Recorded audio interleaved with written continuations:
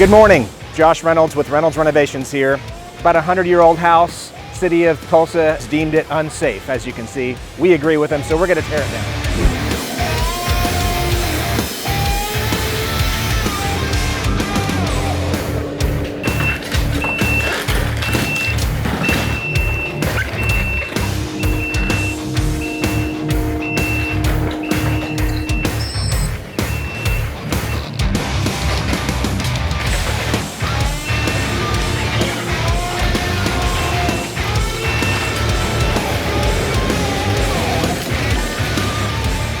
Okay, we're back, day 2. We're running ahead of schedule. As you can see, the house is not here anymore. That Kubota 75-3 did its job. So we're waiting on another dumpster, cleaning up the rest of this material here, and then we're gonna level out everything else.